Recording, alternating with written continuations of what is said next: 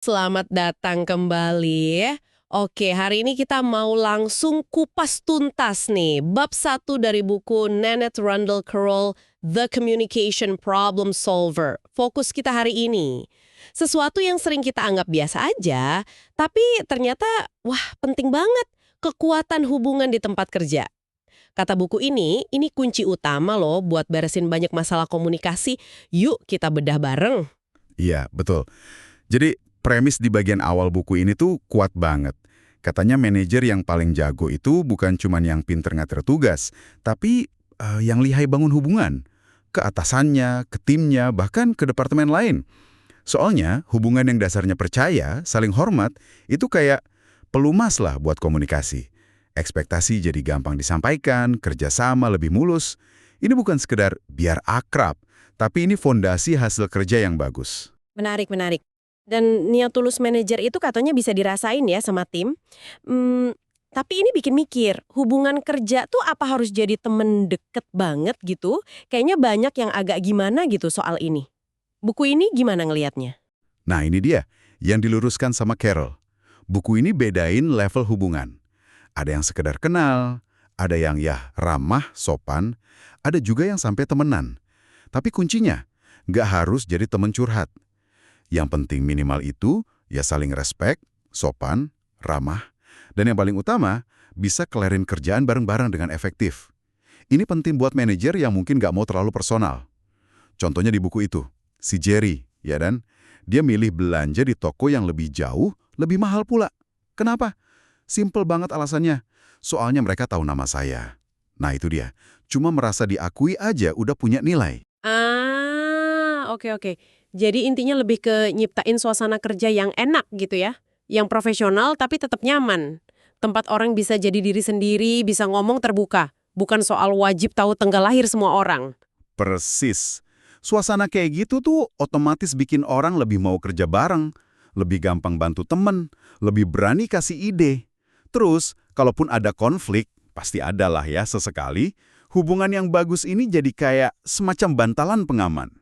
Jadi kritiknya bisa ke idenya, ke masalahnya, bukan nyerang orangnya. Masuk akal banget. Kalau dasarnya udah rapuh, ya kesenggol dikit bisa langsung retak ya. Di buku ada contoh nyata juga kan, soal miskomunikasi antar departemen. Yang cerita Hapatrits dari Footwear Specialisties itu loh.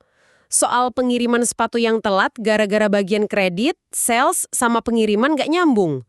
Malah saling lempar tanggung jawab. Nah, itu nunjukin banget peran manajer buat mastiin info ngalir lancar, biar nggak ada kejutan nggak enak yang ngerusak hubungan dan kerjaan. Ada lagi contoh si Fred, kepala manufaktur. Awalnya dia sebel banget sama departemen lain, kayak musuhan gitu. Tapi setelah mereka ikut pelatihan bareng, jadi saling ngerti gitu loh tantangan masing-masing apa. Wah, temboknya langsung runtuh.